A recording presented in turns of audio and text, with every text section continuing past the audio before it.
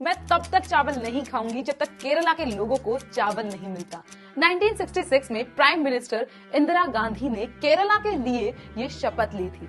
उस टाइम केरला की हालत इतनी खराब थी कि लोगों के घर में ना तो अनाज था और ना ही पैसे। इनफैक्ट इससे 9 साल पहले 1957 में टाइम्स मैगजीन ने केरला को इंडिया का सबसे गरीब स्टेट डिक्लेयर किया था। पर एक बार आप ये क्लिप्स देखिए। यहाँ पैसा भी कमाता हूँ, खाता भी हूँ, जो मन हो सो खाता हूँ, जो मन हो सो पहनता हूँ और परिवार को भी पैसा देता हूँ, वो भी खुश है। यहाँ आने के बाद घर उर बना लिया हूँ, सब कुछ अच्छा से है, बाल बच्चा को पढ़ा रहा हूँ, खाना भी अच्छा तरह से खिला रहा हूँ, कोई तरह का दिक्कत नहीं है।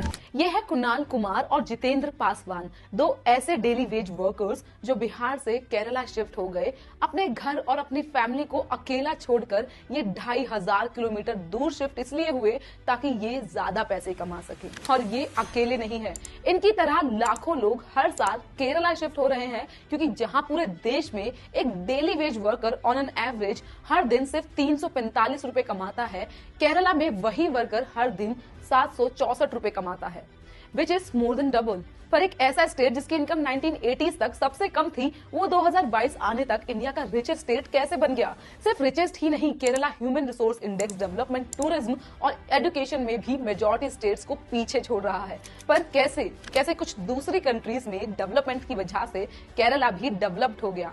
इसका सीक्रेट अपने आप में ही एक ऐसी मास्टर क्लास है जिसे हर इंडियन स्टेट को इंस्पिरेशन ले सकता है।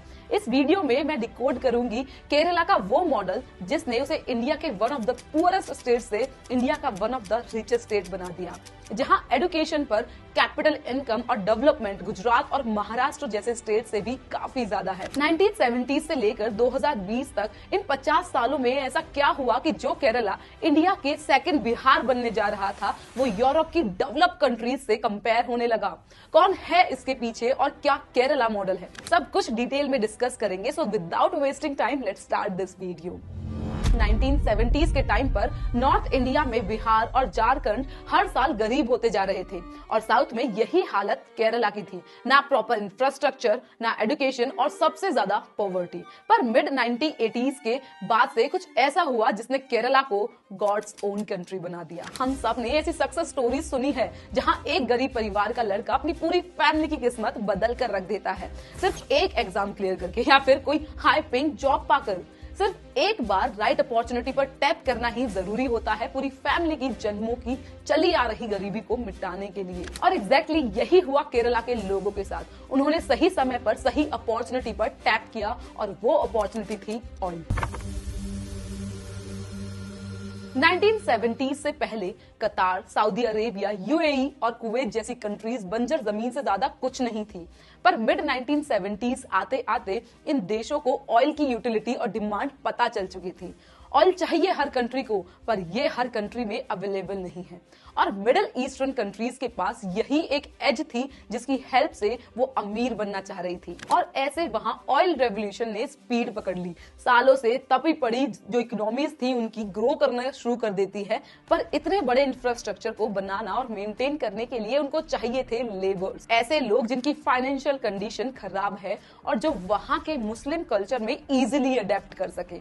और केरला के लोग इस जॉब प्रोफाइल के लिए बिल्कुल परफेक्ट फिट बैठते थे। पहले 10 लोग गए, फिर 100, फिर 1000 और देखते ही देखते लाखों लोग हर साल बेहतर जॉब इनकम की तलाश में केरला से मिडिल ईस्ट की तरफ जाने लगे। 1981 में 1 लाख लोग काम की तलाश में केरला से मिडिल ईस्ट गए और ये नंबर इसके बाद हर साल बढ़ता ही रहा। 1995 में 10 लाख और 2005 में 20 लाख केरलाइट्स काम ढूंढने मिडिल ईस्ट गए। जब एक जगह से लोग दूसरी जगह जाकर अपनी फैमिलीज को पैसे भेजते हैं, इसको रेमिटेंसेस कहा जाता है। जैसे उन देशों में मलयाली वर्कर्स बढ़ रहे थे, मिडिल ईस्ट से केरला आने वाले रेमिटेंसेस भी बढ़ रहे थे। 1980 से 85 तक केरला का जो फॉरेन रेमिटेंसेस था वो सिर्फ 536 करोड़ रुपए था, लेकिन 2015 से 20 के पीरियड में फॉरेन रेमिटेंसेस हो गई 90,000 करोड़। लेकिन केरला के लोग तो सिर्फ लेबर थे ना, तो वो इतने पैसे अपनी फैमिलीज को कैसे सेंड कर पा रहे थे?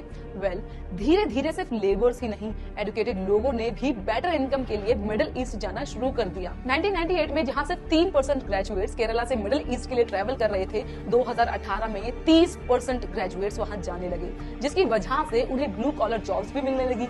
आज जितने भी इंडियंस फॉरेन जाकर काम कर रहे हैं, उनमें सबसे ज्यादा केरलाइट्स ही है, और ये केरला की इकोनॉमी के लिए एक मेजर पुश है, क्योंकि यूएई का एक दिरहम इंडिया के 23 रुपए का इक्वल है। तो दिरहम में कमाना और उसको फिर इंडिया में भेजकर इंडियन रुपीज में खर्च करना, इससे केरला की इकोनॉमी को इतना बड़ा बूस्ट मिला है कि 2014 आते आते फॉरेन रेमिटेंसेस केरला की ओवरऑल स्टेट इनकम में 24% तक कंट्रीब्यूट कर रहे थे। पर इसका इम्पैक्ट सिर्फ केरला पर ही नहीं, बाकी स्टेट्स के लोगों पर भी पड़ा है। केरला के इतने सारे लोकल्स जब मिडिल ईस्ट चले गए तो वहां की वर्किंग क्लास की भारी कमी हो गई, और इस डिमांड को पूरा करने के लिए बिहार, पंजाब, तमिलनाडु, तेलंगाना और बाकी स्टेट से daily veg workers Kerala shift हो गए, जहां उन्हें अपने होम स्टेट के कंपैरिजन में ऑलमोस्ट डबल वेजेस मिल रहे हैं।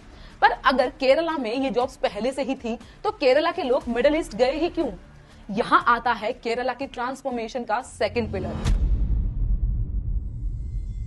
ये बात सच है कि 1970s के टाइम पर केरला में जॉब्स थी ही नहीं, और इसलिए लोगों ने काम ढूंढने के लिए माइग्रेट करना स्टार्ट कर दिया। पर इसके कुछ सालों में केरला के जॉब मार्केट ने एक मेजर शिफ्ट एक्सपीरियंस किया, और उस शिफ्ट के पीछे था केरला टूरिज्म का एकदम से ग्रो करना।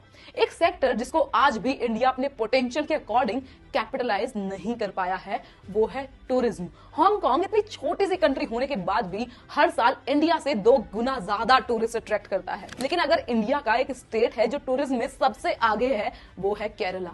2000 से 2020 तक केरला में फॉरेन टूरिस्ट अराइवल 378% से इंक्रीज हुआ है। इससे स्टेट में कैश फ्लो भी इंक्रीज हुआ है और एम्प्लॉयमेंट भी। लेकिन सिर्फ 20 से 25 सालों में केरला ना ही सिर्फ इंडियंस का बल्कि फॉरेन टूरिस्ट की भी ड्रीम डेस्टिनेशन कैसे बन गया? इसके पीछे थी केरला टूरिज्म डेवलपमेंट कॉर्पोरेशन की अमेजिंग मार्केटिंग स्ट्रेटेजी, जिसके कोर में था केरला की ब्रांड रिकॉल वैल्यू को बढ़ाना। अब अगर मैं आपके सामने बर्गर के बारे में बोलूं तो आपके माइंड में क्या आएगा? मैकडी या फिर बर्गर किंग? अब ये इसलिए नहीं है क्योंकि इनके बर्गर बेस्ट है, बल्कि इसलिए है क्योंकि इन ब्रांड्स की जो ब्रांड रिकॉल वैल्यू है वो बहुत स्ट्रॉन्ग है। आजकल आप सोशल मीडिया पर दुबई की ब्रांड रिकॉल वैल्यू को बढ़ाने के लिए जो प्रमोशन हो रहा है वो तो देख ही रहे होंगे। पर केरला टूरिज्म कॉर्पोरेशन के पास उस टाइम पर ना तो डिजिटल मार्केटिंग थी, ना कोई ट्रेंडिंग कराने के लिए कोई सॉन्ग्स, हैशटैग्स, कुछ भी नहीं था। आज गूगल एनालिटिक्स की हेल्प से हम पता लगा सकते हैं कि आप एडवर्टाइजमेंट को किस जगह और किन लोगों को दिखाना चाह रहे हैं। पर केरला गवर्नमेंट ने ये सब ऑर्गेनिकली किया। उन्होंने उन कंट्रीज के बिल बोर्ड्स पर एडवर्टाइजिंग की जहां के लोगों के सबसे ज्यादा चांसेस थे साउथ इंडिया घूमने आने के। उन्होंने होटल्स के साथ टाई अप किया ताकि वो अपने गेस्ट के सामने केरला को एक अमेजिंग टूरिस्ट स्पॉट की तरह मार्केट कर सके। नेचुरल ब्यूटी तो केरला में थी ही, पर उसको स्मार्ट मार्केटिंग की जरूरत थी, जैसे गॉड्स ओन कंट्री जैसे कैंपेन्स चलाना, and it actually paid of. 1991 से 2000 तक सिर्फ 10 सालों में फॉरेन टूरिस्ट का नंबर जो 69,000 था वो बढ़कर 2,09,000 क्रॉस कर गया, और डोमेस्टिक टूरिस्ट का नंबर भी 9.5 लाख से बढ़कर 52 लाख से ज्यादा हो चुका था। लेकिन सिर्फ टूरिस्ट आने से इनकम जनरेट नहीं होती। केरला टूरिज्म कॉर्पोरेशन ने लोकल्स के साथ मिलकर ऐसे टूरिस्ट स्पॉट्स डेवलप किए जिससे केरला के लोकल जो पॉपुलेशन उसको तो एम्प्लॉयमेंट मिलेगी, साथ ही स्टेट में कैश फ्लो भी काफी बढ़ेगा, जैसे boat rides, tree house stage, spice tours, T testing and the very famous Ayurveda sessions. 1990 तक टूरिस्ट के अराइवल से केरला साल का सिर्फ 28 करोड़ रुपए कमा पा रहा था, लेकिन 2019 तक ये बढ़कर 525 करोड़ हो गया, which is an increase of 1700%। और ये सब एक लॉन्ग टर्म थिंकिंग का रिजल्ट है। केरला को एक अट्रैक्टिव, सेफ और सिक्योर टूरिस्ट डेस्टिनेशन बनाने के लिए गवर्नमेंट ने बहुत सारी स्कीम्स भी लॉन्च की, जैसे personal accident scheme, medical expense scheme, baggage cover scheme and even a loss of passport scheme. In fact जब सोशल मीडिया बूम आया तब केरला टूरिज्म ने इसको भी परफेक्टली यूज किया। ये है केरला टूरिज्म का यूट्यूब चैनल जिस पर 4 लाख से ज्यादा सब्सक्राइबर्स है, और उन्होंने यहाँ पे 2009 से ही वीडियोस पोस्ट करना स्टार्ट कर दिया था। दिस शोज कि केरला की कितनी ऑब्सेसिव मार्केटिंग की है अपने टूरिज्म को प्रमोट करने के लिए। टूरिज्म ने केरला के डेवलपमेंट में इंपॉर्टेंट पार्ट प्ले किया है, पर नेल्सन मंडेला ने एक बार कहा था कि कोई भी देश तब तक डेवलप नहीं हो सकता जब तक वहां के लोग एजुकेट नहीं हो, और ये ही है केरला की इकोनॉमी ट्रांसफॉर्मेशन का तीसरा पिलर। जहां बाकी इंडियन स्टेट्स अपना बजट बड़ी बड़ी बिल्डिंग्स और ब्रिजेस बनाने में लगा रहे थे, केरला गवर्नमेंट ने उस बजट को ऐसे रिसोर्सेज में इन्वेस्ट किया जिसका रिटर्न ऑन इन्वेस्टमेंट सबसे हाई है, and that is human resource. Human resource यानी ह्यूमंस, चाहे इंटरनेट हो, चाहे ऑयल या फिर इलेक्ट्रिसिटी, कोई भी रिसोर्स तभी यूजफुल बनता है जब उसको ह्यूमंस यूजफुल बनाते हैं। और अगर ह्यूमंस ही नहीं होंगे तो रिसोर्सेज किस काम के?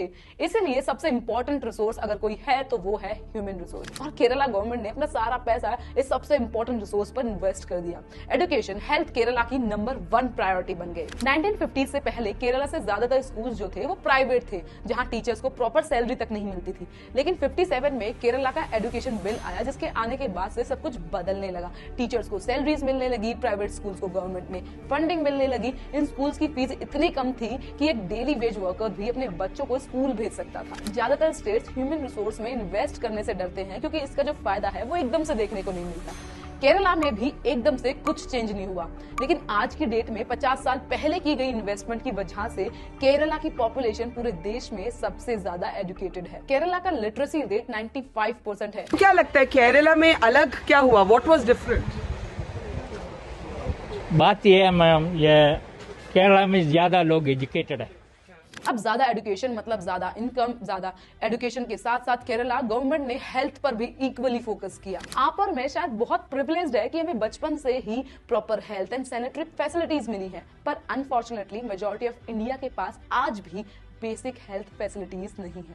इंडिया में हर 1000 बच्चों में 41 1 साल से पहले ही मर जाते हैं, बट केरला इज डिफरेंट। यहाँ हर 2 से 3 किलोमीटर पर हेल्थ केयर फैसिलिटीज हो जाएंगी, जो मोस्टली गवर्नमेंट ही चलाती है। केरला की जो एवरेज लाइफ एक्सपेक्टेंसी है वो 75 ईयर्स है, जो कि नेशनल एवरेज से 11 साल ज्यादा है। अब ज्यादा पढ़े लिखे प्लस हेल्दी लोग होंगे तो ज्यादा टाइम तक जिएंगे, जिससे स्टेट की जो इनकम है वो भी बढ़ेगी ही। 2024 में ही पब्लिश हुई एक स्टडी के अकॉर्डिंग ज्यादा जो पढ़े लिखे हेल्दी लोग होते हैं वो एक बहुत ही अच्छा मार्कर होते हैं जीडीपी ग्रोथ के लिए। अफ्रीकन कंट्रीज को ही देख लो, एजुकेशन और हेल्थ दोनों ही नहीं है, जिसकी वजह से पॉवर्टी में ये कंट्रीज सबसे आगे हैं। यही कारण है कि केरला के जो लोग ना ही फाइनेंशियली सबसे आगे है, एजुकेशन और हेल्थ में भी वो बाकी इंडियन पॉपुलेशन से काफी आगे है।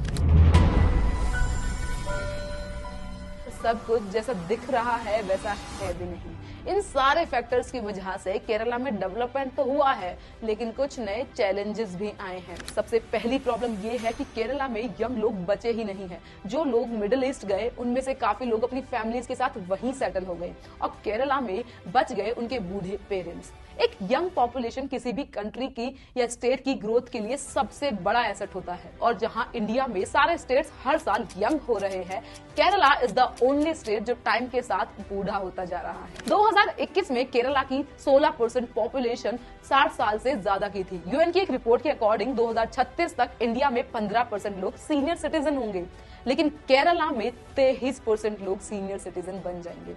मेजर प्रॉब्लम यह है कि इन सीनियर सिटीजन की केयर करने के लिए इनके घर में कोई होगा ही नहीं। इनके बच्चे जो शायद 10-20 साल पहले मिडिल ईस्ट जॉब के लिए गए थे वो वहीं सेटल हो गए, और इसकी वजह से केरला में ओल्ड एज होम्स का नंबर काफी स्पीड से बढ़ रहा है, और इन ओल्ड एज होम्स को चलाने में गवर्नमेंट फंड का एक बड़ा हिस्सा यूज हो रहा है, और केरला गवर्नमेंट का इनएफिशिएंट टैक्स सिस्टम इस मैटर को वर्स बना रहा है। टाइम्स ऑफ इंडिया की आर्टिकल के अकॉर्डिंग केरला के लोग अमीर हो रहे हैं, लेकिन स्टेट अभी भी गरीब है, क्योंकि गवर्नमेंट ऑफिशियल्स को जितना टैक्स कलेक्ट करना चाहिए वो कर ही नहीं रही है, and this leads to borrowing.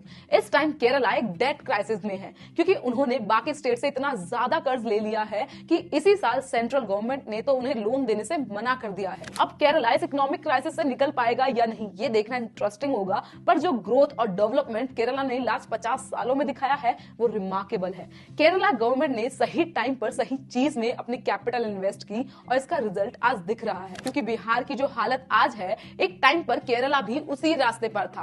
अगर आपको नहीं पता कि बिहार इतना ज्यादा गरीब कैसे बन गया, तो मैंने इस वीडियो में बिहार की केस स्टडी डिटेल में डिस्कस की है, so go check it out. That's it from my side for today. If you like this video please hit that like button. मैं आपको मिलूंगी जल्द ही एक और वीडियो के साथ।